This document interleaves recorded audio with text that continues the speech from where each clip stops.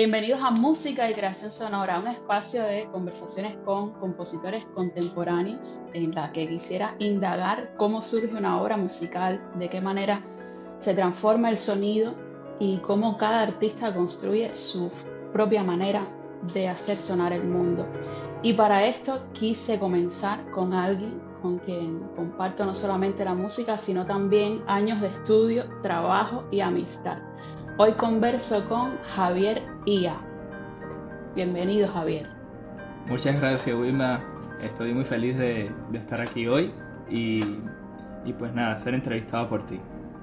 Quisiera comenzar preguntándote, con todas las cosas que sé que has hecho dentro de la música, ¿qué parte de Javier sigue siendo exactamente igual?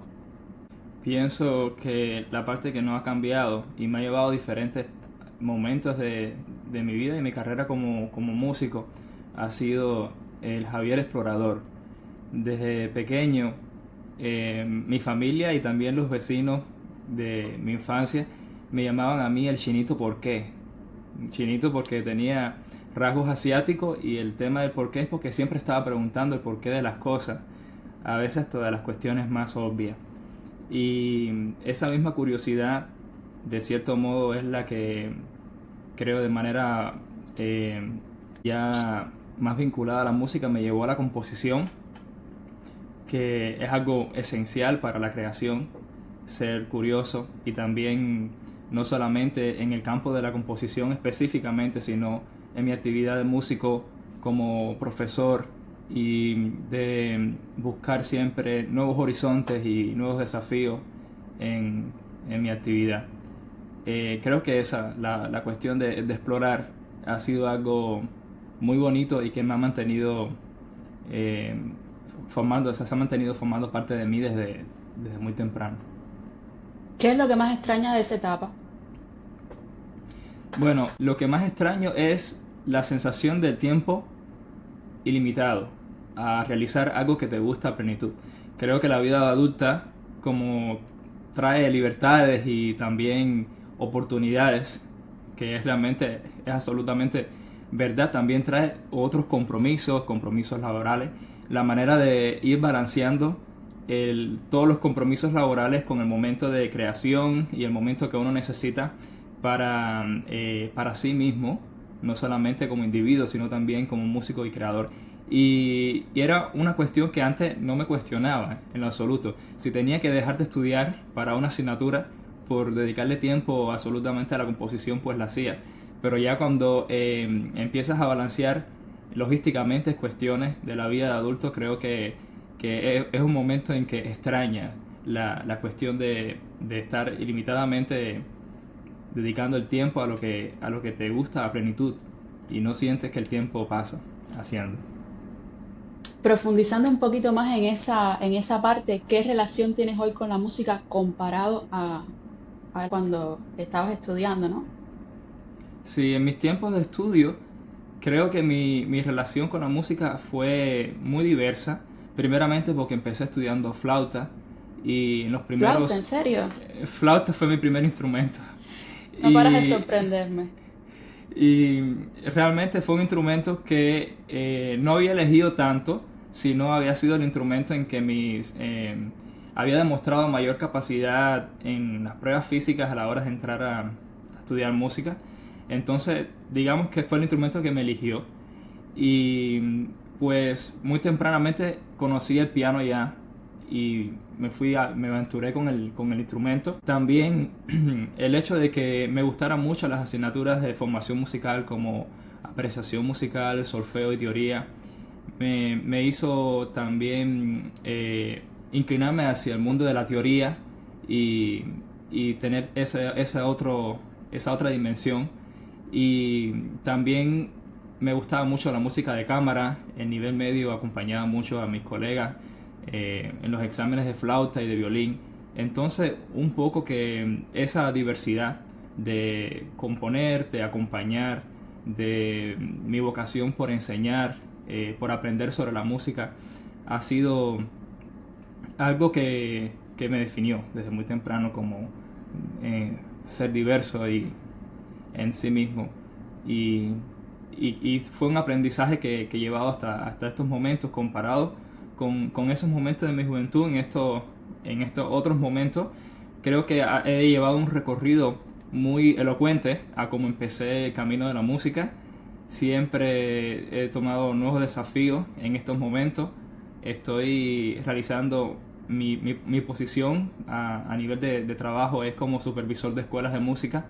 Por lo tanto, combino actividades de enseñar docentemente, ofreciendo entrenamientos a profesores, con el hecho de examinar, de preparar conciertos y actividades en la escuela, de tener reuniones un poco más de cuestiones de organización y logística con los management de la escuela. Y creo que ya ha sido como un momento inimaginado para los momentos en que inicié los estudios de música, pero a la vez muy coherente a cómo he desarrollado mi quehacer. Claro, y con esos niveles de exploración que estabas comentando, te me has adelantado muchísimo, pero quiero decir que, bueno, que en primer lugar te admiro muchísimo. Decidí arrancar este podcast contigo porque quizás no te acuerdas, pero te conocí cuando tenías 14 años en la sala pequeña del Gran Teatro de La Habana, hoy Alicia Alonso, en una presentación de alumnos del maestro Juan Piñera, que fue nuestro maestro de composición. Y me acuerdo que él te presentó como un niño prodigio del piano, que componía, tocaba. Entonces, además, hemos colaborado juntos, te he visto dar clases de teoría musical con todas esas habilidades que me estabas comentando anteriormente. Y bueno, lo que estabas comentando de tu trabajo hoy con Yamaha, que ya me adelantaste, pero llegaremos ahí. Este, de todas esas cosas que llegaron a ti, ¿cuándo llegó la composición? Bueno, la composición llegó a mí muy temprano, después del piano, de hecho. Mis primeras 2 obras, que me acuerdo muy bien, a pesar de que no conservo las partituras, se llaman La lluvia y El conejo saltarín. Y fueron escritas cuando tenía 10 años, cuando descubrí el piano y me gustaba el formato de piano 4 manos porque se sentía muy lleno. Pues entonces con un amiguito que tenía de aula le escribí la obra. Él tocaba la parte del piano primo, duplicaba la octava y yo tocaba la parte del acompañamiento, y se sentía genial el hecho de tocar la parte armónica. Generalmente la había visto como las partes más difíciles que tocaba el profesor, y yo lo estaba tocando y la había compuesto. Y después de ese momento escribo nuevamente a partir de mi 4 año estudiando música, un poco más ya inclinado hacia una escritura romántica, más reelaborada y con cierto interés hacia la música contemporánea, pero de manera más sistemática llegué a hacer a partir de nivel medio, específicamente cuando empiezo a asistir regularmente a los talleres del maestro Juan Piñera, que fue este vínculo afortunado que hemos tenido en Cuba, que me llevó hacia ese concierto que bien me acuerdo también, muy nervioso estaba en la sala. En Y esa sala me gradué de nivel elemental de dirección coral, por eso te digo que es una sala que le tengo muchísimo cariño porque fue el recital de graduación de canto coral después de los primeros 5 años que estudié. O sea que el recuerdo que me viene en esa sala de ese día también que estaban todos los alumnos de Piñera y él te mencionaba como el más joven, creo que también estaba Dairamir González, el pianista, y otros más. Rolando Luna, creo que también tocó ese día. Ese día fue un lujo y me acuerdo con mucho cariño de la presentación que te hizo el profe.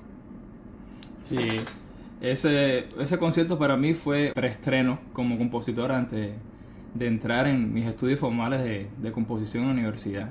Y tenía en ese momento un par de preludios para piano, de tocatas, no mucha obra porque estaba en ese momento iniciándome, pero sí tenía mucho ánimo por parte del maestro y a seguir trabajando de manera sistemática, y retos, como es de esperar de parte del maestro Piñera, retos para Claro seguir que completando. sí. Recuerdo que también él mencionaba que era un compositor de una isla, dentro de una isla, porque eres de Isla de la Juventud, ¿verdad? Una pequeña isla que está separada un poquito de todas las demás provincias de la geografía cubana, pero es una particularidad también que, bueno, después si quieres entrar en detalles. Entrando un poco al universo de los títulos, ya que mencionabas los títulos de tus dos primeras obras, hay algo que siempre me llama la atención de tu música y es la manera en que abordas los títulos, que no es simplemente el nombre. Por acá tengo que mencionar Retrato de naipes, por ejemplo, Homenaje a un plátano maduro, muchísimas otras, por ejemplo, Escenas del anochecer, pero hay unas que tienen nombres que parecen como salidos de cuentos, ¿no? ¿Qué relación tienen para ti los títulos con la música? ¿Hay algo en cuanto a lo pictórico, la literatura, en lo que te haga pensar y qué importancia o cuán relevante, en qué momento surge el título en la pieza, en las obras de Javier? Sí, para mí el título es algo que está muy relacionado a la imagen de la pieza y muchas veces cuando es realmente algo muy importante para el compositor, una vez que tiene el título puede sentir ese brillo de que ya tiene la obra parcialmente resuelta, de cierta manera. Hay también, a la par que tengo obras con títulos, digamos, bastante interesantes, tengo también piezas que son ciclos, como decir 24 preludios, que por supuesto en ese caso hace referencia a títulos genéricos.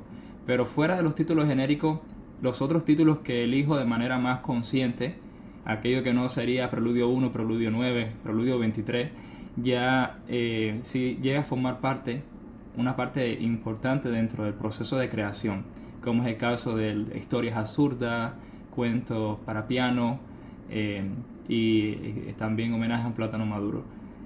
Hay veces que en el caso de Homenaje a un plátano maduro es una referencia a los títulos de Erik Satie y la manera en que llega a representar una imagen, el título y una música que no se corresponde a la imagen deseada. Ese es en el caso específico de Homenaje a un plátano maduro, pero igual me sentí muy contento cuando definí el título de la obra. En el caso de Retrato de naipes fue porque la obra estuvo pensada a partir de la imagen, como percibía la imagen visual de los naipes. De hecho, en la selección de las piezas para oboe y piano, tengo a la J de trébol, está también la Q de picas, la K de diamante y el 9 de corazones, como parte de los 4 movimientos que conforman ese ciclo. Y es también parte de un proceso de composición más ambicioso de una serie de obras dedicada a la música de cámara, en la que el piano también es parte del conjunto, y relaboro esa imagen de los naipes a partir de lo sonoro. También el caso de las escenas al anochecer, la manera en que puede ser percibida a los diferentes momentos del día y a veces también percibida de diferentes perspectivas. Por ejemplo, la noche puede ser el momento reflexivo para pensar, pero puede ser un momento de oscuridad y de tensión, o puede ser un momento de celebración, de nocturno, citadino. Por ejemplo, las noches que se piensa en el mambo o en los tangos argentinos. Y un poco sobre eso va, sobre todo lo sugerente que pueden ser los títulos y todo lo que puede enriquecer el proceso de creación. Por eso he elegido a veces títulos tan específicos como se muestran en el catálogo. Sí, sí, además hay muchísimas palabras que parecen cuentos, parecen escenas, retratos, postales, toda esta influencia que estabas comentando de lo literario, de lo visual, da la sensación de que tratas de construir o capturar momentos y fragmentos de algo que después se desarrolla en toda la tramas, en las tramas que vemos en tu música. Eh, ¿Consideras que tus obras nacen de recuerdos o es una manera de documentar momentos de la vida? ¿Qué te ayuda esa parte de componer o cómo es un poco tu proceso? Aunque yo sé que siempre es un, o sea, imaginar la música es diferente en cada uno y a veces describirlo es más complejo aún, pero bueno, quisiera saber específicamente si nace de recuerdos de vivencia o es tu manera de documentar el mundo, cómo lo ves?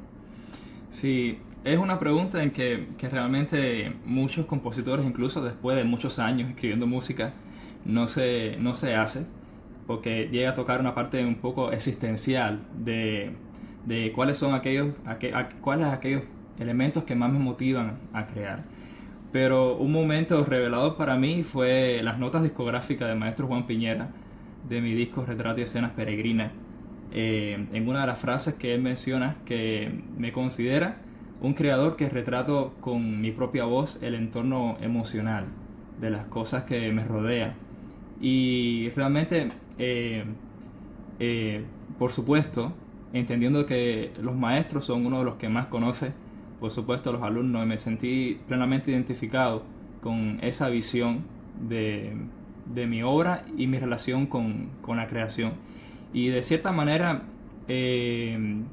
no llego a tener obsesiones específicas como pudiera decir, me interesa la geometría y me enfoco a plantear el fenómeno geométrico en mi música como una cuestión totalitaria, obsesiva en mi creación. Creo que voy transitando desde un momento, desde una posición hacia otra, desde hacer música para un ciclo de piezas para piano inspirada en canciones de Christmas de diferentes partes del mundo, a interesarme específicamente por el género mariachi y componer un ciclo para piano inspirado, a de momento replantearme cómo no hacer nocturnos al estilo contemporáneo como ya habían hecho anteriormente un Frédéric Chopin o Johann Field.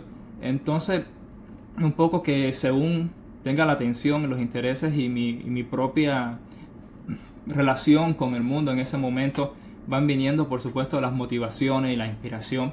Recientemente he estado más enfocado a recrear todo lo que tiene que ver el lenguaje pictórico en la creación. Estoy terminando de hecho ya un ciclo de piezas a 4 manos inspirados en cuadros, en que se retrata el mar de diferentes perspectivas de pintores como Van Gogh, Claude Monet, Flora Fong. Es, digamos, a partir de diferentes perspectivas, diferentes visiones, pero también diferentes técnicas, y es un poco que me ha creado ese nuevo desafío de asimilar desde mi propio lenguajes que son a la vez múltiples en torno a un tema común como es el caso del mar. Y un poco voy abierto a tantas otras cosas. Puedo escribir para violín y piano. Sentí un momento gran curiosidad de escribir para drums y piano, y pues escribí para drums y piano. De eso hablaremos más adelante. Hay mucho de peregrino y de viajero en tu forma de crear, y iniciando en ese tema, quisiera saber qué cambió en tu sensibilidad viviendo entre distintas culturas. O sea, mencionabas que te decían de niño, el chinito, ¿por qué no? El chinito, ¿Era porque así? sí, algunos me llamaban así. Y también sé que en algunas clases de teoría, cuando los alumnos estaban así en en su fase de qué difícil es la armonía, tú decías más difícil es hablar en japonés, y había fragmentos de clases en japonés también. Imagino que tu puesto actual implica que además tengas un dominio del inglés y una forma también de comunicarte con distintas culturas, pero por eso retomo eso de qué cambió tu sensibilidad o qué te ha aportado vivir en nuevas culturas, conocer diferentes culturas. Bueno, sabe que hay algo curioso y está vinculado a un comentario que dijo anteriormente acerca de qué se siente un poco ser de la Isla de la Juventud. Y es que la Isla de la Juventud es un lugar tan singular en la historia de Cuba, que mientras ya existía una historia colonial, la isla era tierra de nadie, era de piratas y de corsarios. Y la historia llega a ser tan reciente que llega a ser prácticamente como una sociedad construida por diferentes elementos sociales que convergieron en la isla, que eran de otras partes de la isla de Cuba. Y desde que era chiquito yo sentía un poco que la insularidad es algo que yo creo que se ha experimentado. No ha sido yo el único. También recuerdo a otra compositora, Ailén Carvajal, una compositora que es pinera, de hecho, que tiene un disco llamado Islas. Y creo que la insularidad es algo que marca un poco la existencia o la percepción del mundo. Y en el caso de mi procedencia hay una doble insularidad. Un poco que al dejar la isla atrás y mudarme a la isla más grande, sentí de que para mí renunciar a un ambiente geográfico no iba a ser... A tu entorno. A un entorno, porque es un entorno totalmente. Dejas de ver un entorno y estás en un entorno en el que no solamente es un entorno diferente, sino tu percepción física de dónde vienes y dónde estás ubicado en el mapa se hace consciente. Es algo que emerge. Un poco también de la parte de mis abuelos que venían desde Japón. Creo que mi viaje a Japón ya hace un par de años atrás, hace prácticamente 10 años, cuando lo conocí por primera vez me hizo entender aún más la agresiva diferencia cultural entre países tan distintos y cómo ellos lograron integrarse e integrarse a una sociedad totalmente distinta. En el caso mío, por ejemplo, como creador, no he sentido una necesidad de una gran fuerza cultural que me contenga de cierta manera, digamos, de recrear elementos afrocubanos en mi música de manera constante, o de tener, digamos, influencias asiáticas recurrentes en mi composición. Creo que he sido un poco más peregrino en el sentido de que no he tenido esa fortaleza cultural o sustrato que me sostenga, pero a la vez me ha dado libertad de elegir y de reconstruir mi manera discursiva y mi relación con la música de manera constante, y pues creo un vínculo y me siento tan mexicano cuando escribo mariachi, pero de repente cuando estoy escribiendo nocturnos pues empiezo a sentirme envuelto en otra realidad en la que siento que pertenezco y que estoy muy integrado a la vez. Y cuando termino de hacer nocturnos y hago habanera, pues toda la parte mía de cubanía, pues ahí está, por supuesto, es algo que está ahí presente.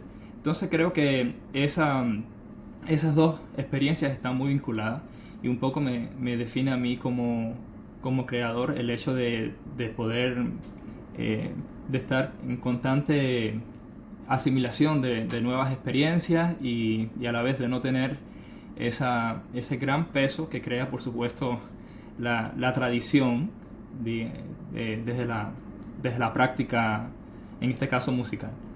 Creo que por ahí.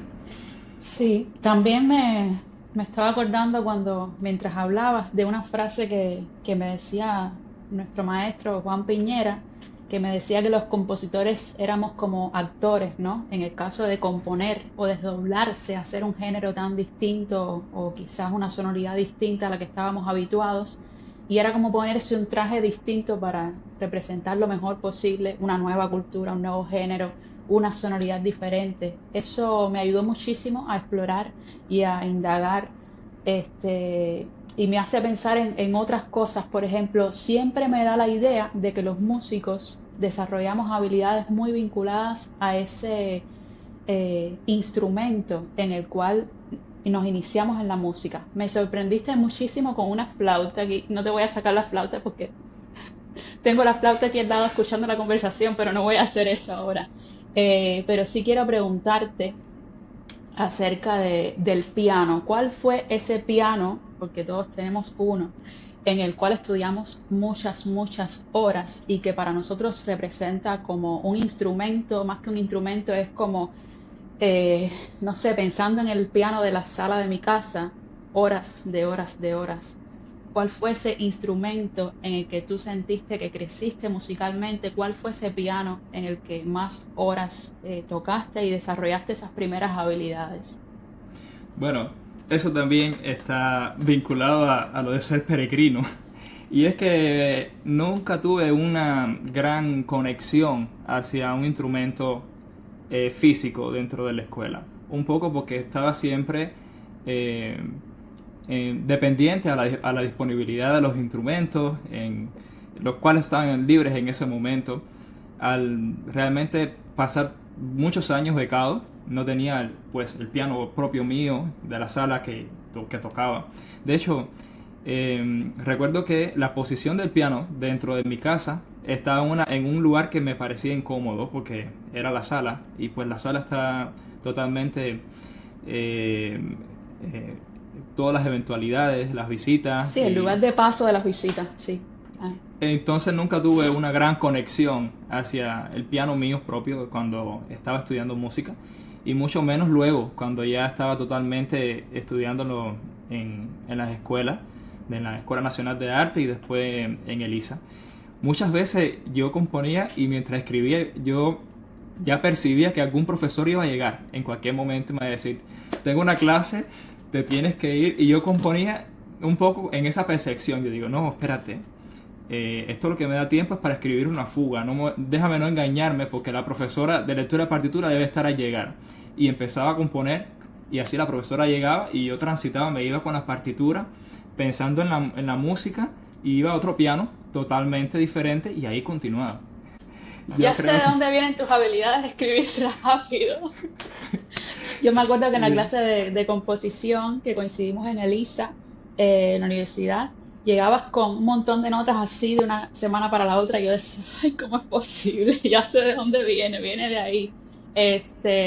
Sí, nunca, o sea, terminamos pensando en ese instrumento y nunca en esa manera, ¿no? De cómo te cambia, porque al menos a mí, como siempre estudiaba en un mismo instrumento, el hecho de cambiar de instrumento me hacía tocar de manera diferente, a veces porque la tecla estaba más dura, porque la tecla estaba más blanda y los dedos de pronto hacían acentos donde no iba, ¿no? Y hace poco recuerdo que estaba por comprar un piano acá y te consulté muchísimo, te consulté de marcas, de tiendas, de cualidades, y te decía los no negociables para mí en el caso de que tuviese el touch, esa sensibilidad para poder poner el pedal, grabar, poder tener este, esa energía que uno toca que no la tienen los pianos que a lo mejor están uno como iniciando. No te voy a poner en compromiso de mencionar marcas, pero sí quisiera, siempre los compositores tienen esa idea de un piano de cola blanco o un piano vertical ¿cuál es ese piano que te hace decir, aquí quiero pasar horas tocando? O sea, ¿qué tipo de piano, qué tendría que tener para que me digas, aquí puedo estar varias horas del día y perder la noción del tiempo? bueno, es una pregunta interesante. Me gustan los pianos que tengan un sonido que sea pleno. Los pianos que tienen, digamos, sonido tenue, o aquellos que también se pasan de tener ya un sonido tenue a tener un sonido un poco más latoso, como se dice en Cuba. No llegan a ser pianos que les resulten agradables tocar por mucho periodo de tiempo sostenido. Por supuesto, siempre se tiene la imagen idílica del compositor de su estudio amplio, grande, con su piano de cola, en el que puede tocar a cualquier hora del día sin molestar a ningún vecino. Y, y por supuesto, el ideal siempre va a ser el gran piano de cola en un gran estudio en que más nadie te escuche, en que estás ensonorizado, tienes todo tu espacio, toda tu gran habitación envolviéndote en el sonido que estás produciendo en tu propio instrumento acústico. Afortunadamente he visto que la tecnología ha logrado conciliar un poco recientemente esa disparidad entre lo que es la experiencia acústica y la experiencia digital. Ya los pianos que se producen actualmente digital de alta gama pueden darte una experiencia muy cercana a lo que es un piano acústico. Y muchas veces, por ejemplo, este piano que tengo acá, que es un piano CLP Yamaha, de hecho al tocarlo el sonido que está ya incluido es de un piano gran cola, ni siquiera de un piano vertical como decimos, sino de un piano gran cola. Hay una tecnología muy interesante que se llaman pianos híbridos o transacústic.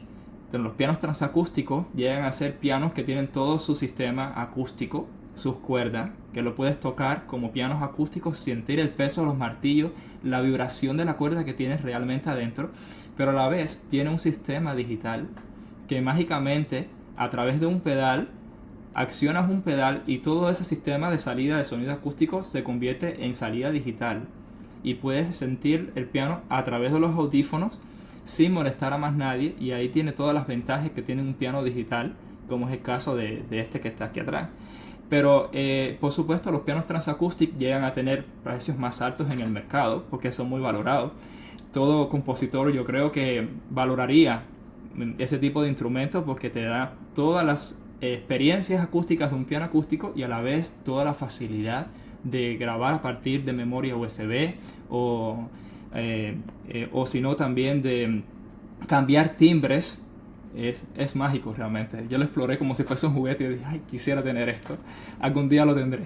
Y creo que es lo que más concilia aquel sueño del gran piano para la gran sala con las realidades que uno tiene de tener espacios más pequeños y también de poder elegir si quiere tener un sonido amplio para todo el mundo o más privado para sí mismo. Sí, también es súper interesante eso que decías de los audífonos y en privado. De pronto me recuerda a esos memes del compositor queriendo no hacer sonido ninguno y de pronto los audífonos y los sonidos de las teclas eh, constantemente. O sea, uno como músico siempre tiene la necesidad de sonar y de disfrutar cómo se escucha el sonido para piano. Y el piano me parece un instrumento increíble, además por todo el repertorio y por todo el peso que tiene de tradición en cuanto a escritura y en cuanto a composición musical propiamente. Consulto siempre del piano porque yo creo que toda tu obra y tu composición atraviesa ese instrumento, es un lugar de retorno permanente. Ahorita nos estabas comentando sobre tus preludios para piano. Quiero que me actualices un poco de tu catálogo, o sea, de tu obra musical. Hay muchos elementos que conozco, pero me interesa abordar ese tema de los preludios y actualízame por cuántos vas ya, porque sé que hay Sí, después libros de mariachi, hay creación nueva para piano.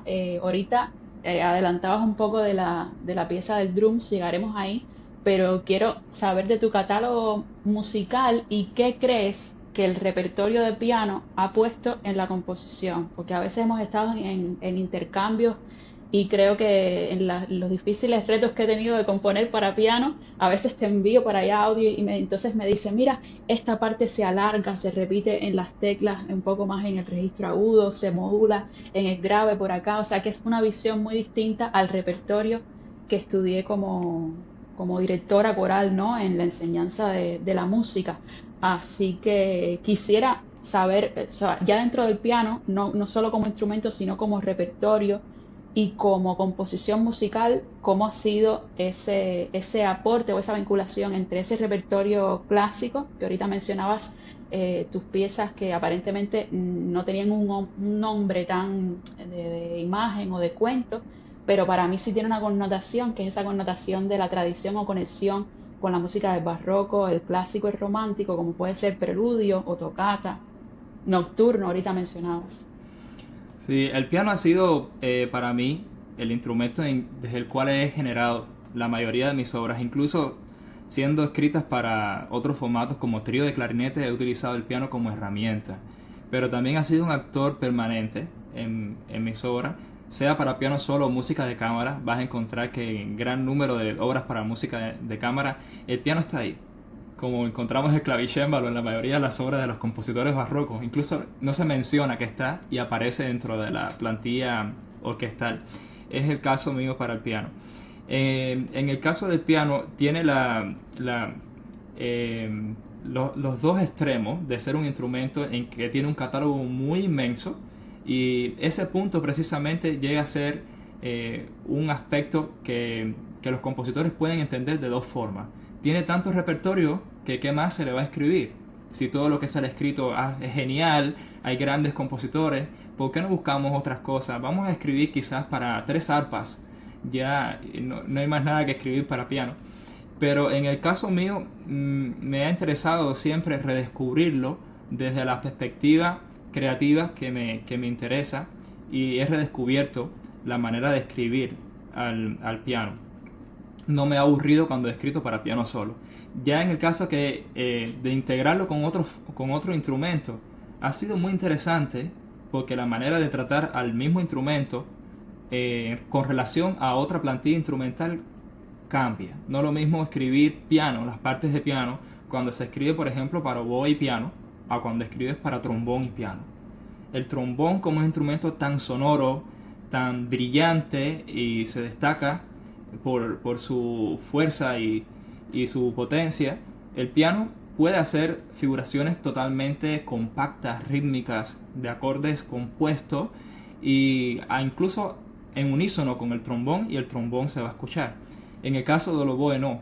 Entonces el tratamiento del piano, a la manera de cómo también se trabaja la conexión de los registros de los instrumentos, entre, dígase, por ejemplo, flauta y piano, que la flauta tiene un registro agudo, es diferente a cuando se escribe para fagot y piano, en el que ya las partes graves y generalmente todas esas armonías que uno acostumbra, los bajeos en la mano izquierda, llegan a empezar a estorbar totalmente cuando se escribe para fagot y piano, porque ya el fagot, a tener ese registro grave, empieza un poco a chocar con esos intereses de la mano izquierda. Entonces hay que plantearse un acompañamiento mucho más diáfano a la hora de escribir para piano, entre un registro medio y agudo. Y como ves, esa relación entre el piano y otros instrumentos o otra combinación de instrumentos también un poco te replantea la manera de escribirle. Eso desde la parte técnica, y desde la parte genérica o más estilística, escribir un estudio, un preludio, una fuga. Por supuesto hay una tradición a la cual honrar.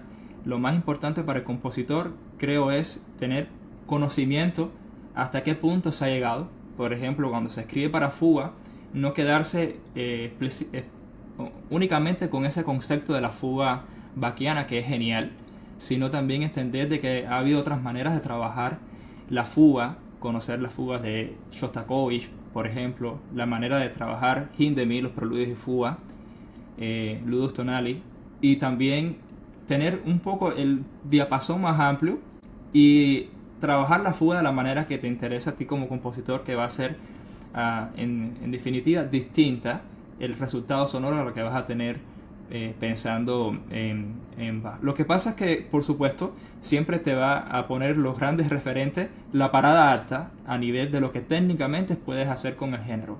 Y creo que eso es algo para no temerle, sino más bien para sentir todo digamos, el desafío y los buenos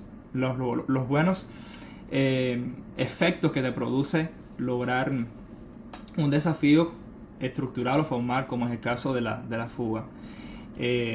Y así, pues, trabajar ese tipo de géneros te mantienen un poco en contrapunto en relación con esos referentes, pero siempre es importante dejarse llevar por la idea de uno y trabajar con elocuencia a lo que llegue a ser más específico de género, los rasgos más, digamos, elementales, principales, aquellos que no deban de transformarse.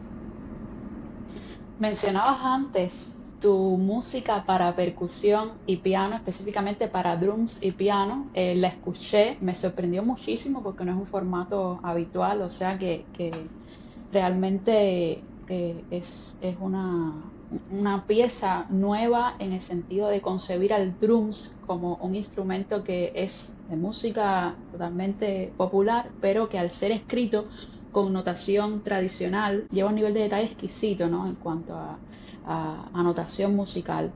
Siempre recuerdo tu música para percusión y orquesta, y para mí es una de las cosas más difíciles de lograr. O sea, el hecho de escribir para orquesta y percusión, hay veces que queda de manera orgánica, la percusión le aporta, le da fuerza, y en algunos compositores les resta. Yo siento que hay una conexión y un cuidado exquisito en la manera en que escribes para orquesta y el uso que das específicamente de la percusión. Y después me interesa conocer dentro de la orquestación, ¿cómo ves el elemento de la percusión, que para algunos compositores es un elemento como de relleno o de ponerlo al final o de poner, pero yo sé que quizás es algo más profundo como de poner color o un gesto rítmico?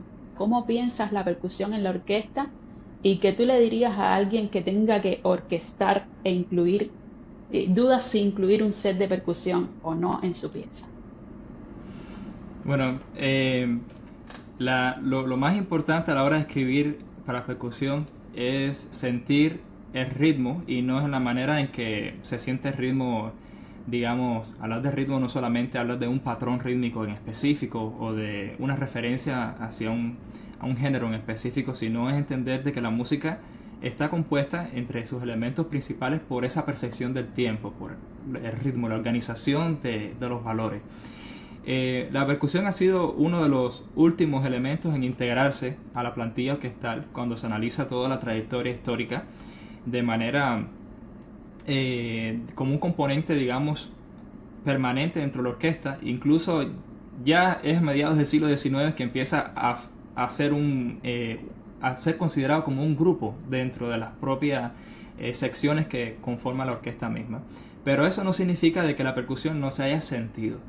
Y creo que ahí está gran parte de la clave de cómo un compositor debe abordar la composición para la orquesta, y concibiendo los instrumentos de percusión. Es sentir que los instrumentos de percusión pueden desdoblarse y pueden cantar, como también los instrumentos que son melódicos pueden percutir. Y si se sienten de esa manera, en algún momento, digamos que un conjunto o otra sección, puede ser la de cuerda, percute a la par con los instrumentos de percusión, y en algunos momentos en que está las partes más líricas o aquellas en las que no se concibe que la percusión llegue a ser algo que se debe integrar naturalmente, si se empieza a percibir la percusión como un conjunto que pueda cantar o unos instrumentos que puedan cantar, entonces se logran integrar de manera más efectiva. Y es un poco de lo que la idea que tuve a la hora de hacer estas piezas para drums y piano, en sentir de que el instrumento melódico del piano es un instrumento que también tiene una naturaleza percusiva que se sabe ha sido muy bien explotada en la música del siglo XX por llamarse a los compositores folcloristas. Tenemos a Alberto Ginastera en Argentina, tenemos a Alejandro García Caturi Roldán en Cuba, y Bela Bartok. Y por supuesto experimentar los microcosmos, tocar algunos de ellos en nivel elemental, me hizo sentir el placer de sentir el piano como un instrumento percusivo, de naturaleza percusiva. Y también cuando te adentras en los detalles de la escritura de drums, precisamente por la necesidad técnica que tiene el compositor de dejar plasmado en partitura las ideas, porque no puede decirle al drums improvisa, nos pone en posición siempre de aprender, de aprendizaje. Por supuesto, las diferentes maneras de representar los golpes según la posición del plato, o te va dando la sensación de que el instrumento está cantando, de que hay veces que esos momentos que uno dice, pues ha sido un platillo. No lo mismo el platillo cuando se tocan en el borde, cuando se tocan en la parte central, la sonoridad, el sonido en sí cambia, y un poco puede sentirse como que el drums canta, y se puede sentir también como que el piano percute, y la relación llega a ser mucho más amigable y natural cuando se tiene ese tipo digamos, de percepción. Incluso con qué se toca, porque no es lo mismo con escobillas, que de pronto hay piezas en las que hemos visto que se toca con una moneda, o se toca con la baqueta regular, o con baqueta de xilófono o de tímpani. Le hemos puesto de todo, porque también me ha encantado experimentar con la percusión. ¿Qué repertorio te inspiró, o cómo te preparaste, cómo te surgió la idea de decir voy a hacer esta pieza con estos dos instrumentos? Bueno, en el caso de la percusión, especialmente del ciclo de piezas para drums y piano, fue el hecho de que el amigo con que más pasaba tiempo en ese momento es percusionista y tocaba drums, y tenía un drums en el aula donde daba clase, y extrañando un poco ese vínculo natural, que tiene el compositor con un músico. Esa interacción, y claro. esa interacción, cómo surgen los proyectos que finalmente significan más para uno como creador, que surgen de esa manera. Vamos a escribir, déjame escribirte una pieza para esto y toquemos juntos. Por supuesto, es un tipo de sugerencia que se me hubiese ocurrido anteriormente a un violinista, a un flautista, que me hubiesen preguntado años atrás, déjame escribirte para drums y piano. Yo no lo hubiese considerado en ese momento, pero dado la escasez, entonces, y quizás un poco los deseos de descubrir nueva música, pues me adentré. Y de hacer sonar. De hacer sonar. Y pues nada, ahí fue la idea y estuve escribiendo para drums y piano, conociendo las partes más técnicas de cómo escribir para drums, a la parte que estaba ya componiendo, sin tanto esfuerzo en entender los antecedentes. Es decir, como creador nosotros, consideramos que si algo nos ha llevado a la creación es el hecho de no dejarnos guiar totalmente por aquello que ha sido explorado. Porque en el punto en que utilizamos las armonías que conocemos, en absoluto, 100% de las armonías que solamente conocemos o entendemos, dejamos de ser creativos. La creación debe impulsar hacia adelante con un background de todo el conocimiento que, por supuesto, ayuda al compositor ir más lejos en cuanto a explorar, pero a la vez no condicionar. Y así mismo empecé a hacer ese tipo de piezas para piano y drum, sin tanto conocimiento de cuáles eran los antecedentes, quiénes habían escrito para el formato, cuántas obras existen, un poco más direccionado a quiero descubrir el instrumento y escribir contando desde mi propia perspectiva artística. Pero has mencionado algo que es esencial para el compositor y que también me ayudó muchísimo como músico a la hora de empezar a componer, que es tratar de hacer sonar con lo que tenemos al lado. Eso es otra de las cosas que también recuerdo que me pasó en Elisa. O sea, entrando, estaba en primer año y en segundo año estaba Yaniel Echevarría, saxofonista, y yo tocaba una pieza para piano. Y Juan Piñera, nuestro maestro, me decía, le falta saxofón. Y yo como, ¿de dónde? Me decía, aquí tienes el saxofonista, le falta saxofón. Y bueno, al final quedó esa sonata para saxofón y piano que después puse para clarinete y piano. Ese momento en que uno dice, todavía no estoy escuchando el saxofón, porque a veces pasa eso, ¿no? Que tenemos una pieza y tenemos al lado un músico y dice, bueno, ¿para quién escribo? ¿Quién puede tocar la música? Eso es esencial para cualquiera que está comenzando en la composición. Tratar de, con las personas que tenemos al lado, hacer sonar, porque para ese formato va a ser el primero que nos permita explorar.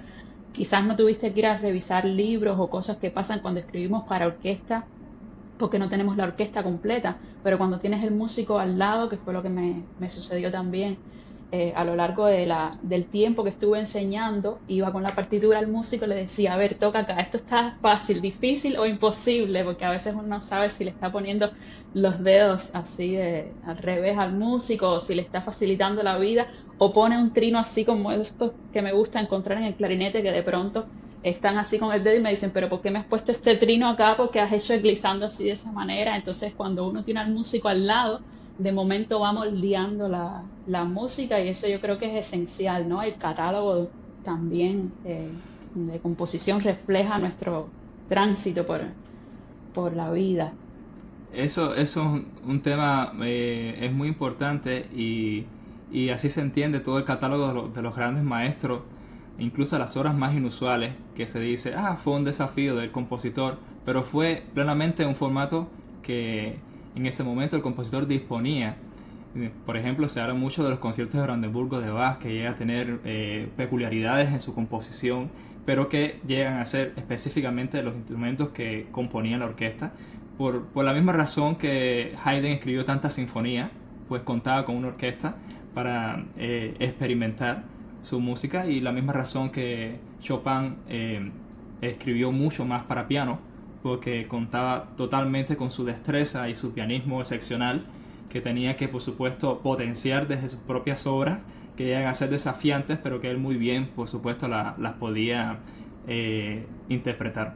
Y como compositor es algo que en Cuba llamamos escribir o escribir para la gaveta.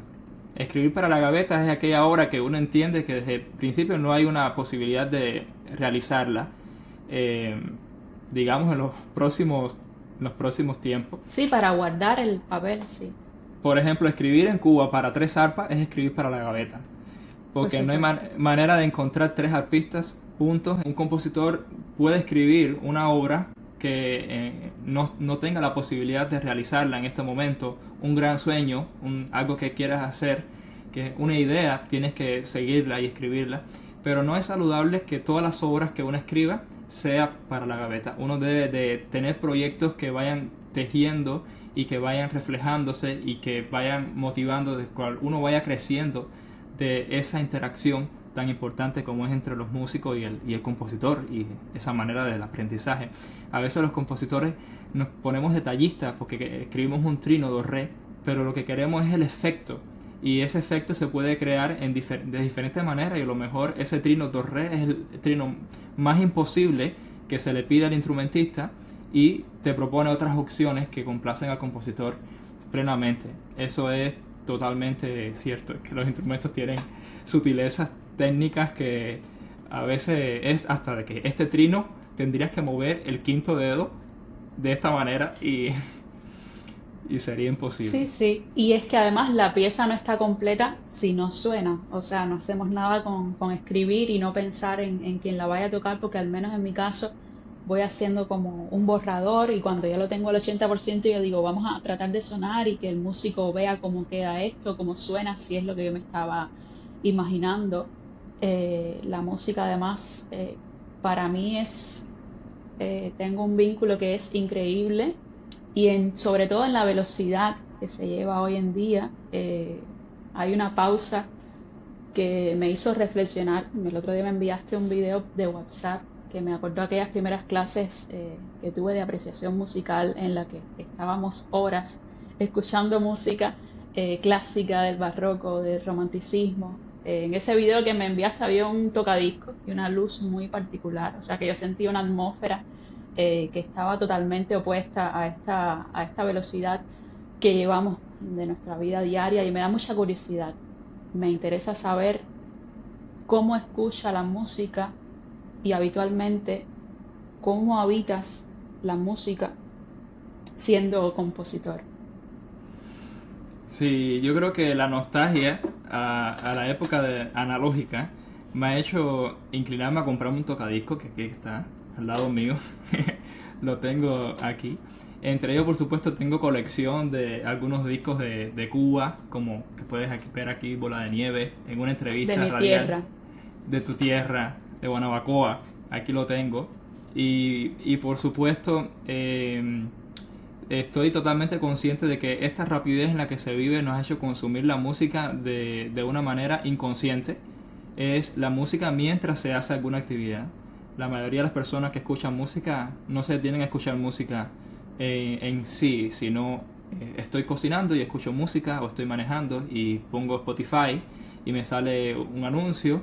La manera también en que las búsquedas, los canales de búsqueda de internet, cuando vas a buscar algo preciso, no parece tan sencillo, pero te ponen, por ejemplo, mix de música latina en un paquete en el que cualquier cosa se te ofrece, y un poco también te desorienta, sobre todo cuando no hay un conocimiento claro de cómo buscar o qué buscar específicamente.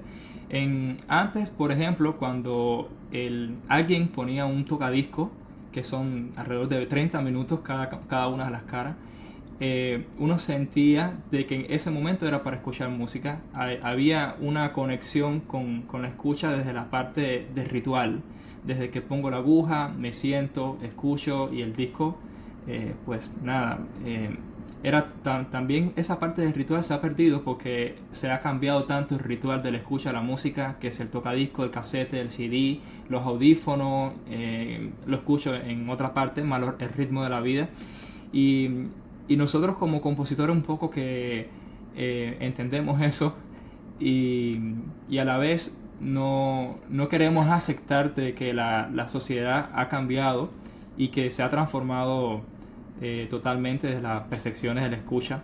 Un poco que nuestra interacción, como nos desdoblamos ante esta nueva situación, digamos que es promocionar la música en las nuevas plataformas, dígase Instagram, seleccionar aquellos momentos de música que llegan a conectar más con la audiencia, pero al final los que van a detenerse a escuchar la obra completa llegan a ser los que más interesan, los que van más allá de estas redes sociales y entran por supuesto a la plataforma de YouTube, que ya está más diseñada para una escucha más larga, o los que escuchan el disco totalmente en Spotify. Creo que sí, la música y su conexión social ha cambiado constantemente. Durante un tiempo, la música para cine, yo creo que es uno de los reflejos o de los resultados de que las personas pueden escuchar música más contemporánea de lo que imaginan a partir del cine. Hay personas que les preguntan incluso, ¿escucha música contemporánea? No me gusta en lo absoluto, pero de momento cuando le preguntan sobre las películas que ha visto, le empiezan a gustar y ha escuchado Hans Zimmer, por ejemplo, y son fanáticos a las películas en que ha estado su música y por supuesto han sido grandes consumidores de música contemporánea sin a veces haber sido conscientes de ello. Y ha sido una manera inteligente del músico involucrarse en las nuevas exigencias y las nuevas maneras de consumir la música. Por supuesto, el cine todavía sigue siendo nuestro gran aliado y todo lo que está relacionado con la relación audiovisual, pero también creo que como creadores debemos de cierto modo cuestionarnos de vez en cuando de qué manera quisiéramos que nuestra música se consumiese. Eso me recuerda mucho a la manera de haber sido entendido Erik Satie cuando él planteó el concepto de música mobiliaria. Él fue uno de los pocos compositores, para no decir el único, que en su momento en el que los compositores estaban más enfocados en un cambio estético y una aproximación de la música a partir de otra perspectiva. Él decía, quiero hacer música mobiliaria para que las personas se entretengan. Y fue muy criticado por sus contemporáneos por simplemente hacer algo que se convirtió en realidad. Y la manera en que se consume música en las cenas, como para amenizar los espacios, y un pionero. Lo único que, por supuesto, era música de calidad, la que escribía Erik Satie en esos momentos con esa finalidad.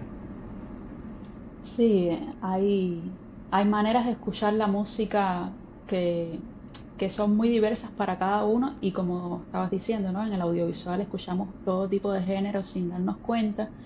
En mi caso yo siento que a veces necesito silencio, necesito espacio para no estar escuchando todo el tiempo, no sé si te pasa, pero me pasa que a veces a la hora de componer necesito escuchar, pero otras veces necesito frenar, o sea, bajar la velocidad para poder pensar en qué sonido nuevo voy a encontrar y a veces uno escucha música que le queda, me pasa, ¿no? Que escucho un disco y a los 2 o 3 días tengo la música aquí y digo, pero no sale, aunque la he escuchado una sola vez y me pasa. ¿Qué música escuchas y qué discos todavía te sorprende o a qué música siempre vuelves? ¿Tienes algunas preferencias de géneros o de compositor? Bueno, a pesar de que he descubierto diferentes compositores y siempre hay nuevas músicas que llegan a mí, hay compositores que vuelvo con cierta regularidad. Por ejemplo, Dmitri Shostakovich, Los Preludios y Fugas de Shostakovich, es un disco que yo tenía que tener y forma parte de mi colección de discos de físico. Y también pasa, por ejemplo, con Stravinsky, porque fue tan multifacético y abordó la composición de diferentes perspectivas que es bastante usual volver a él desde una y otra vez. De hecho, me he sorprendido que recientemente hay cierta tendencia en Instagram a diferentes versiones de la Consagración de la Primavera, lo que me ha sido muy curioso y me ha alegrado muchísimo. He visto la Consagración de la Primavera arreglada para violín y piano, para 2 pianos, también se la han hecho como sátiras, por ejemplo, para instrumentos con keyboard pequeños jugando y recreando esta sonoridad primitiva. creo que hoy en día más personas a través de esta manera de exponer a la música de Stravinsky y específicamente a la consagración de la primavera, ahora están realmente más conociendo a través de esta nueva experiencia en las redes sociales a Stravinsky. Y por supuesto estamos hablando de una obra ya de un siglo, más de un siglo que se haya realizado, pero me resulta curioso la manera en que nos llega. La música latinoamericana, Héctor Villalobos, para mí es una selva. En el caso de la música Villalobos, todas sus baquianas, he tenido que también tocarlas, algunas de ellas al piano, para que se integren más en mí, y a veces he tenido algunos de los pasajes de las baquianas para piano, de la danza, por ejemplo, Munío, como elementos obsesivos que han reaparecido entre mis propias obras y las he recreado porque me han parecido tan geniales. No tengo para nada ningún tipo de prejuicio a la hora de asimilar algo consciente de un compositor y recrearlo o rehacerlo. Puedo tomar un fragmento de una obra de Wilmer Bacall y hacerlo mío. Espero que no te moleste. No, para nada. Para mí hay algo que me llama la atención y es ese vínculo que tienes así con compositores, con esto que mencionabas. Me quedaba la curiosidad de saber si escuchas música o consideras que escuchas música distinta a la que compones. A veces escucho música distinta a la que compongo y a veces escucho música un poco similar, digamos, en intereses. Por ejemplo, mientras esté construyendo el ciclo de preludios y fugas, ciclo que no he terminado, porque el ciclo que ya he terminado es Pero así de los no nos preludios. has develado, yo creo que lo vas a decir al final del podcast. ¿Cuántos preludios y fugas tienes? Bueno, Si no lo en quieres Qatar decir, no importa, lo dejamos de incógnito para que escriban en los comentarios, se suscriban y apoyen el podcast. sería buena idea. Preludios tengo 24 escritos, que lo escribí en mi primer año de LISA, estudiando composición. El maestro Piñera me puso la responsabilidad y yo fui un niño obediente, como él decía. Yo terminé mis primeros Los vi paso a paso, sí, sí, sí. 24 preludios de fuga. De hecho, después me quedó un instinto de componer preludios después de ese momento, que hice 3 más y lo agrupé en otros ciclos que se llaman 3 preludios americanos, que fueron después de los 24 preludios y fuga. Y empecé O sea que otro en ciclo que realidad tienes empieza 27 preludios para piano. 27 preludios para piano. Y de los preludios y fuga ya voy, oficialmente he terminado 18. Escribí 6 preludios y fuga en Cuba antes de la época pandémica. Después, en la época pandémica, durante el COVID, los otros 6. Después escribí 6 en Omán, en Mascat. Y ahora, aquí donde estoy, en Dubái, pienso finalmente terminar el ciclo. Y reconozco la grandeza de Johann Sebastian Bach de haber hecho los 24 preludios y fugas. Realmente es algo muy grande. No, es tremendamente retador en el día de hoy conocer a un compositor que tenga también esa cantidad de música para piano, porque además he visto surgir esas piezas y he visto la velocidad con la que compones. Para mí es algo también admirable, este, dentro del proceso creativo tuyo propio, ¿no? Te tengo una pregunta que ya es más para una curiosidad personal. ¿Cómo sabes que una obra está terminada?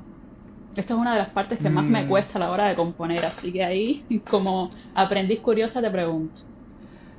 Creo que es tener la idea de la idea. Es decir, sentir que la idea ya ha sido atrapada. Cuando ya uno ha logrado el momento de atrapar la idea, a veces en el compás 20, a veces en el compás 4, no hay un compás específico desde mi experiencia para sentir de que la obra ya está terminada, porque ese momento de felicidad de compositor de que la obra está terminada es cuando tiene totalmente la idea, digamos, prevista o orientada, un poco anticipada, todo el camino que va a hacer hasta el último compás en que ya pones la doble barra absoluta. Pero hay momentos durante la composición de la obra, que puede ser el compás 4, el compás 20, el compás 120, en que sientes esa felicidad de que la obra está resuelta. Y Y independientemente de que puede ser en cualquier momento de la obra, siempre coincide en el cual el compositor ya tiene la visión artística de la obra y la proyección de la obra en sí, de lo que qué vas a hacer con ese material que has propuesto, cómo lo vas a encaminar. A veces que uno escribe el primer compás y está tan feliz porque sabes que la idea tiene tanta fuerza emotiva de que te sientes prácticamente que la has terminado y te queda mucho por hacer, por trabajar para que eso se cumpla. No obstante, un poco que te genera esa sensación. Y así he experimentado la sensación de sentir como una obra está terminada durante el proceso de composición, sin haberla terminado. Un poco en el momento en que ya he sentido de que la idea está totalmente diseñada y que sé cómo voy a resolverla. Un poco así. Sí, hay muchas preguntas que uno se hace así por dentro, como diciendo, bueno, de dónde viene la idea o por dónde empieza la pieza? Pero bueno, son preguntas que yo creo que tal vez en cada pieza sea diferente y sea diferente para cada uno, porque me pasa ese momento que estabas comentando de felicidad, de lo logré, de lo hice en un día con un grupo de compases, pero yo creo que es eso que le llamamos inspiración, ¿no? Cuando de pronto tú ves que después de días de trabajo que a lo mejor no eran tan buenos, sale así algo y dice, lo atrapé aquí, aunque no hayas terminado la pieza. Y sí que me ha pasado lo que no siempre, es un proceso que tal vez es distinto en cada uno. En el caso mío, muchas veces ese romanticismo posterior con la obra no llega a ser muy prolongado. Hay veces, digamos, que termino una obra ayer, me siento muy contento, muy entusiasmado hoy, y de repente ya tengo otra idea que estoy pensando, la inicio, y la obra que había terminado, que me generó mucha felicidad, me sigue generando felicidad, pero no prolongo ese momento de conexión con lo que ya ha sido terminado, porque creo que me puede conllevar a replantear, revisar. Generalmente no me defino un compositor que reabre obras que he sentido terminadas. Una vez que la he terminado, durante el proceso he intentado terminar todo aquello. Si tengo que revisar algún detalle lo he hecho, pero creo que mantenerse pensando en lo que ya se ha hecho te impide un poco experimentar otras nuevas, otros proyectos y te detiene un poco en ese proceso. Y, y pues sí, generalmente luego que termino las obras, que ya la escucho en toda su dimensión, que la disfruto desde la perspectiva del oyente, no como la perspectiva del compositor que está en proceso de creación, sino déjame escuchar esto y digo, me parece una idea que se ha desarrollado con los tiempos balanceados, que la obra tiene un desarrollo orgánico, que no tiene un desarrollo atropellado, que no me crea para nada, que me resulta elocuente, pero en ciertas cuestiones también debe ser sorpresivo. No todos los elementos deben ser predecibles.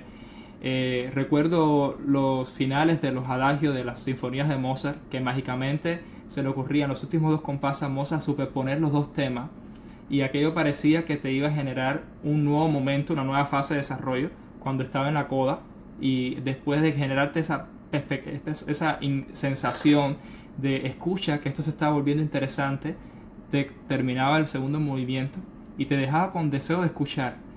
Y pues sí, es importante mantenerse con deseo de escuchar porque venía el tercer movimiento. Pero no ibas a escuchar más acerca de cómo iba trabajando ese nuevo vínculo motívico. Creo que un poco que ese tipo de ideas, me acuerdo también del compositor americano John Adams, de los más contemporáneos que he descubierto, y la manera que trabaja el minimalismo, la escritura minimalista, que por supuesto llega como técnica, le garantiza al compositor tener una obra de una dimensión, digamos 4 minutos, 5 minutos, sin mucho esfuerzo del trabajo motívico, porque ya empiezas a sentir la música más en tiempo real, no de manera compacta. Es uno de los grandes cambios que ha tenido esta perspectiva de concebir la música, Pero en John Adams hay momentos siempre que te produce sorpresa. Y creo que está también relacionado a los cambios. Es decir, en qué momento la obra que estoy haciendo ya necesito un cambio, necesito integrar un nuevo tema o necesito cambiar un nuevo tema. Y hay una frase de aquí que me imagino que le ha sido muy célebre porque la frase es realmente genial, y es que los cambios deben ser necesitados. Cuando uno escribe como compositor y quiere poner un tema secundario, un tema B, o simplemente quiere hacer algún cambio, tiene que generar esa sensación de necesidad en el oyente. Por eso están los famosos preictus de las sonatas clásicas, que los compositores te creaban un pedal en la dominante y te generaba la sensación armónica de que viene ahora y preséntame algo por favor. Y la manera también en que Mozart genialmente diseñaba los finales de los adagios y creaba los vínculos entre los dos temas y te daba la sensación de que un cambio. Eso también me recuerda el movimiento de Bach, que es el más corto de todos, que tiene 2 compases. Hay memes en las redes sociales sobre eso. Se dice que es que Ana Magdalena Bach no le dio tiempo para más en ese caso, le dijo. Lo vi. Ya tiene. Es tremendo. Escucharte ya a este punto de la entrevista, se habrán dado cuenta que tienes una habilidad nata para enseñar. Y ahorita mencionábamos que has sido profesor de armonía, de análisis musical, también de orquestación en la Universidad de las Artes. Con todo esto, ¿qué cosas sientes que realmente necesita un compositor, un músico joven hoy? Y en tu manera de enseñar, ¿qué intentas despertar en las personas que te escuchan? Bueno, enseñar fue parte de mí desde muy chiquito también, sobre todo apreciación musical, historia de la música luego. Yo tengo recuerdos de que durante mi época en nivel medio me gustaba repasar a los estudiantes que se iban a presentar a los exámenes de ingreso. Era súper cómico porque yo estaba apenas en segundo año de la carrera, yo no estaba ni cerca de los exámenes de ELISA, pero me gustaba tanto los temas de historia de la música que me vinculaba con esos grupos de estudiantes que estaban en sus pruebas de ingreso, y terminaba yo repasando la historia de la música. En la Escuela Nacional de Arte, ¿no? En la Escuela Nacional de Arte. Algunos me decían, el profe, vamos hoy a repasar. Me veían como digamos, por supuesto, un colega menor que ellos, pero inspirador, porque siempre estudiaba y me gustaba hablar sobre la historia de la música con pasión. Y para cualquier carrera, enseñar es una manera muy sólida de aprender, porque te pone totalmente en la experiencia de leer, de aprender, y cuál es aquel contenido o la manera de hacer que vas a comunicar. Yo recuerdo que en muchas ocasiones, por supuesto, cuando asumí la tarea de enseñar una nueva asignatura, uno entra un poco en pánico, sobre todo con las asignaturas nuevas. Recuerdo cuando me gradué de ELISA, yo me visualizaba enseñando armonía, porque era la asignatura que más sentía que tenía las herramientas para enseñar en ese momento, armonía o análisis musical.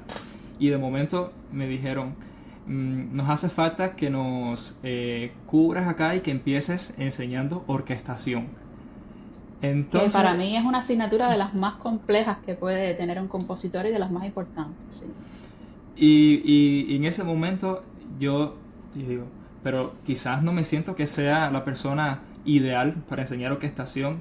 Siempre yo imaginé al profesor de orquestación como el señor sabio con 50 sinfonías escritas, que tenía mucha experiencia que transmitir a sus estudiantes. En el caso mío era un estudiante prácticamente recién graduado, un profesor recién graduado, sin gran catálogo en relación a la música orquestal, y lo vi como un desafío y como una manera también de aprendizaje, y siempre tengo el grato recuerdo de la preparación de las clases, como leía exhaustivamente textos de orquestación, preparaba el contenido, buscaba ejemplos de aquello que quería mostrar. Tuve muchos estudiantes algunos que brillantemente están haciendo su carrera. Pienso en José Amado, que era uno de los estudiantes que siempre estaba de manera religiosa, tipo monje, todas las mañanas.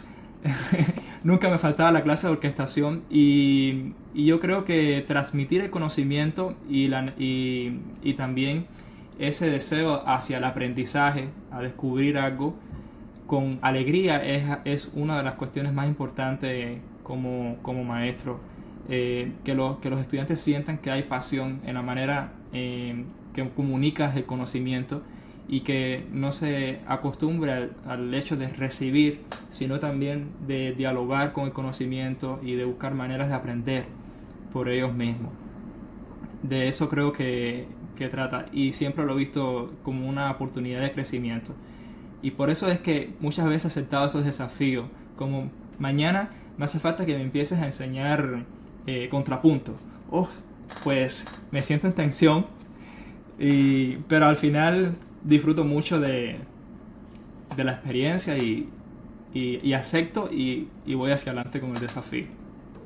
Y eso se nota, créeme.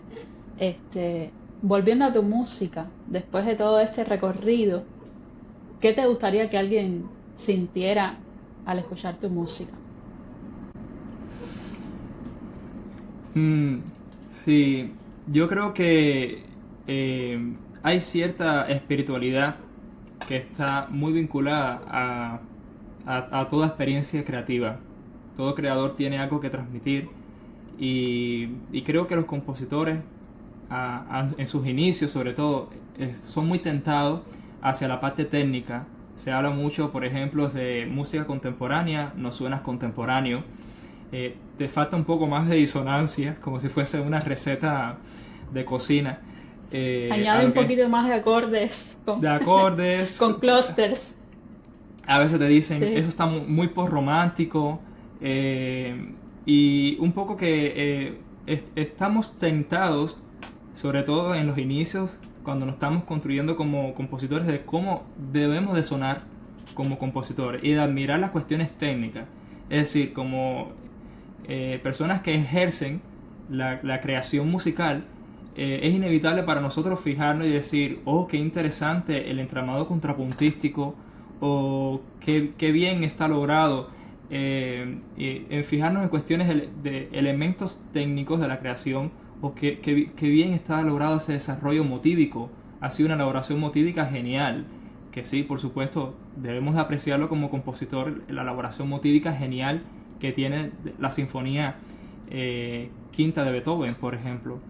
Pero aquello que queda grabado en la memoria de las personas que escuchan la música, que llegan a emocionar o que llegan a profundamente formar parte de una experiencia, no llega a ser la manera genial en el que está elaborado el motivo, sino este espíritu que envuelve a la creación, cuando sobre todo se basa en un acto totalmente sincero por parte del creador. El creador debe de tomar de todas estas herramientas, me parece a mí, aquello que le resulta realmente natural y necesario para su obra. Y para ponerte un ejemplo concreto, a mí me llegó a interesar en un momento mucho las llamadas técnicas extendidas, el uso de los multifónicos. Es algo que me parece genial, y tengo una obra que llega a ser la primera en que lo empiezo a introducir para corno inglés y piano, que se llama Retratos de Naipes 2. Es la segunda parte de Retratos de Naipes. Y cuando empecé a estudiar estos multifónicos, que veía que había mucho, yo entendí que yo no quería hacer un muestrario técnico de cuántos multifónicos se podían hacer, sino quería involucrar ese nuevo multifónico de manera orgánica al momento en que yo lo sentía. Y utilizo en la obra, digamos, 4 o 5 multifónicos, no 50 multifónicos, pero me resultan que están integrados en el momento justo en el que lo necesitaba, y me producen aquella expresión, y digamos que no sentí en ningún momento que estaba enfatizando o priorizando la cuestión técnica por encima de la parte expresiva. Creo que toda la parte técnica debe de sustentar y apoyar hacia la idea del compositor, y el compositor un poco tener esa fortaleza de no dejarse orientar por la parte más técnica. Por supuesto, nos podemos permitir obras para experimentar cuestiones técnicas. Podemos decir, quiero escribir una obra que sea un canon a 8 voces, y esta cuestión puede ser un estímulo suficiente para hacer una obra como a manera de ejercicio, pero tiene que existir esa convicción. Quiero hacer un canon a 8 voces y sentir pasión por la idea.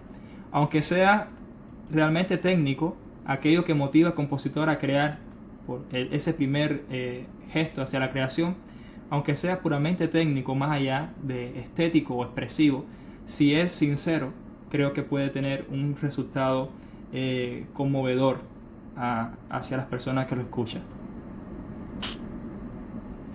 Llegando casi al final de esta entrevista, yo quiero agradecerte muchísimo y hacerte una pregunta que a veces, en los momentos más difíciles de la carrera o de la vida, me he hecho.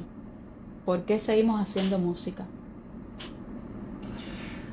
Bueno, yo creo que es simplemente porque lo necesitamos. Necesitamos crear.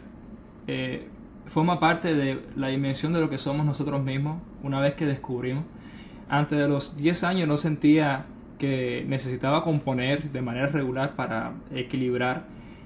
Muchas veces puedo estar, por ejemplo, digamos que me influyen hasta en cuestiones emocionales, como me siento simplemente deprimido, y de momento es que entiendo que hace semanas no he escrito y que necesito experimentar la alegría de crear. Creo que esa es la principal motivación hoy en día, sobre todo cuando la composición no está tan integrado en un sistema logístico en que nos permite vivir de ello como compositores de manera, por ejemplo, que un doctor experimenta la experiencia con su carrera y con el trabajo como un profesor de matemática o incluso un pianista. Siempre mi proyección hacia la música, desde la perspectiva laboral, ha sido la docencia, también la interpretación, y más recientemente todo lo que está relacionado a la organización, a la supervisión de cómo son las actividades naturales y regulares de la escuela de música y la docencia musical en sí. Pero la composición ha sido algo que sobre todo he necesitado. Por supuesto, siempre hemos tenido la oportunidad de escribir música para teatro, de hacer música relacionado a lo audiovisual, para película, para algún corto, de hacer algunos arreglos para una orquesta que nos los pide y de experimentar esa alegría, pero no todas las obras que escribimos resultan por un vínculo de ese modo, y simplemente son obras que conquistan nuestra alegría y nuestros deseos y nuestra pasión y nuestro tiempo, más que el tiempo que le dedicamos a veces al trabajo en sí mismo, pero que llega a ser algo que necesitamos, como mismo cualquier otro artista necesita expresar todas sus emociones, pensamientos a través de su arte. Me parece fascinante de tu recorrido, y es que actualmente trabajas en Yamaha, pero quiero que me cuentes hasta donde se pueda y des algunos detalles de cómo ha sido este nuevo reto en tu recorrido y qué haces actualmente. Sí, me resultó muy interesante cuando empecé a trabajar en la región del Medio Oriente, de que existían, digamos, currículos que se conocían mucho por esta área que no se conocen en Cuba, porque en Cuba nos entendemos más con lo que son los métodos soviéticos o el método cubano de enseñar la música, y pensamos por ejemplo, en cómo trabaja la enseñanza musical un profesor y otro profesor, las diferencias entre un profesor y otro, pero no diferentes currículums, porque nos guiamos por el mismo currículo en sí. Pero ya en Oman empecé a aprender más sobre los currículos británicos, dígase Trinity College London, o también EBRSM o LCM, London College Music, y a preparar estudiantes para tomar exámenes en estas examination board en piano y en teoría musical. Ya después de estar cierto tiempo enseñando piano y preparando estudiantes también en teoría musical para estos exámenes, pues sentí curiosidad por conocer más sobre Yamaha. Por arriba encontré muy poca información sobre Yamaha en esos momentos porque realmente no hay muchos canales en que podamos encontrar la información, pero me resultó muy atractivo el hecho de que el aprendizaje y la enseñanza del currículum Yamaha potenciaba muchos aspectos en la enseñanza musical desde muy temprana edad, incluyendo la creación, que es algo que en la música, en muchos sistemas de enseñanza de música se aprende la creación, la composición. Ya en momentos muy avanzados de la carrera del músico se necesita un background muy grande, tener herramientas interpretativas y de comprensión de la armonía para poder componer. Sin embargo, de una manera muy orgánica sí está contemplado en los sistemas de enseñanza Yamaha, y eso fue uno de los elementos que me llamó la atención, más su vínculo con Japón y el hecho de que conocía el japonés, había aprendido japonés también durante mi tiempo en Cuba, y pues nada, apliqué a una posición como supervisor de escuelas Yamaha de música, que en ese momento estaba sustentado por toda mi trayectoria enseñando y también desde la práctica como pianista y compositor, y fui felizmente aceptado, lo que me trajo acá a Dubái. En estos momentos ya llevo 2 años en esta posición. He podido ofrecer entrenamientos de curso de Yamaha y recibir también entrenamientos de curso de Yamaha, por supuesto, a diferentes profesores de la región, profesores que tenemos en la escuela de Qatar, en la escuela de Saudi Arabia también. Y especialmente hay otro proyecto que se llama Proyectos de Escuela, que está más direccionado hacia las escuelas públicas y la manera de enseñar la música dentro del propio sistema de educación que va desarrollando los diferentes países de la región. Y por esta razón específica estuve también recientemente viajando a Egipto. Creo que me ha permitido conocer esta área geográficamente, culturalmente, desde una dimensión que no había imaginado mucho tiempo antes, y de aprender y de mantenerme en constante, desafío constante del aprendizaje. He tenido que tomar 3 exámenes desde que me uní también, lo que agradezco porque han sido también retos que he tenido. ¿Exámenes y bueno, exámenes de qué? De piano y de teoría. Existen en el sistema del curricular Yamaha exámenes dirigidos para estudiantes y exámenes que ya te definen como profesional, profesor. Por ejemplo, los exámenes de profesor Yamaha son los niveles 5, 4 y 3. Evidentemente se deben de tomar de manera secuenciada. Comencé por el nivel 5 el año pasado y recientemente ya pasé el nivel 4. Entonces el próximo goal sería el nivel 3.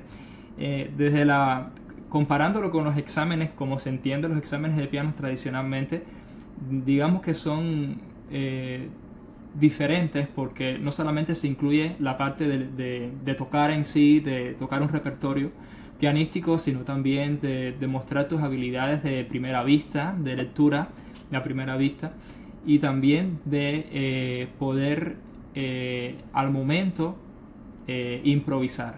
Es decir, dentro de la estructura del examen Yamaha también hay 2 ejercicios relacionados a la improvisación. Uno específicamente se conoce como improvisación motívica, en el cual a partir de un solo motivo debes de generar una obra, momento, en ese mismo momento. Mapeas el motivo, reconstruyes tu obra y pues nada, desarrollas tu primer movimiento de sonata al estilo clásico al momento ahí. Y otro ejercicio de la improvisación está más relacionado hacia la variación y hacia diseñar patrones. Tienes una melodía en que le haces una primera lectura a la vez que le añades un acompañamiento armónico, y la segunda y la tercera vez que tocas esa melodía, entonces ya lo haces con variaciones estilísticas tanto en la melodía como en el acompañamiento. Es decir, son habilidades que por supuesto tocan mucho la parte mía como compositor, más todo lo que el background como pianista, y me pone en desafío también de mantenerme activo estudiando la armonía y la parte también del análisis aplicado directamente a este ejercicio de interpretación y de improvisación. Es un reto grandísimo. ¿Cómo te preparaste para eso? Bueno, nosotros acá tenemos libros que tienen muchos ejercicios que nos puede facilitar la parte práctica de cómo entender el ejercicio. Creo que también es algo que entendemos cuando uno improvisa, no todo resulta tan improvisado. La palabra improvisación deja esa sensación de que todo parte desde cero. Y es que las improvisaciones muchas veces se construyen a partir de conocimientos que llegan a estar más fundamentados. Siempre hay un elemento sorpresa cuando uno improvisa y que uno tiene que entregarse a descubrir en el momento in situ en que está creando en vivo, porque no hay momento para rectificar, no hay momento para detenerse, para pensar lo que se está haciendo. Debe de ser un acto lo más fluido y lo más orgánico posible que genere la impresión de una obra diseñada y escrita, y esa es la parte del mayor reto. Pero siempre hay, digamos, secuencias, fórmulas que uno ya tiene muy bien aprendidas, la parte armónica, de cómo conectar los acordes, de cómo hacer secuencias armónicas tanto diatónicas como modulantes, de cómo trabajar las partes cadenciales y específicamente si queremos añadir complementos, si queremos generar introducciones o no. Y en esa parte, toda esta parte técnica y empieza ya a ser un elemento importante en la improvisación, porque no partes a experimentar y a crear desde el 0%, sino ya tienes, digamos, un 60% hecho, a pesar de que no conozcas lo que vas a improvisar, sobre lo que vas a improvisar. Y un poco también es lo que define a los jazzistas, por eso es que los jazzistas llegan a tener tanto, llega a ser importante la escucha y la imitación de patrones que les resultan atractivos, imitar a otros jazzistas, aprenderse estándar y poder incorporar aquello que les resulta fabuloso de esos estándares a su propio estilo y a su propia técnica. No considero que la improvisación y la creación y la composición en sí tengan, digamos, elementos que totalmente iguales, son un poco diferentes. Ambos, por supuesto, convergen en muchos puntos, pero por supuesto la preparación para las diferentes actividades requiere exigencias y aproximaciones distintas, tanto para el que improvisa como para el que crea, que ya tiene ya la manera de vertebrar la obra más desde el pensamiento crítico y desde la construcción mental, no tanto desde el momento de generarla y sonarla desde el momento cero.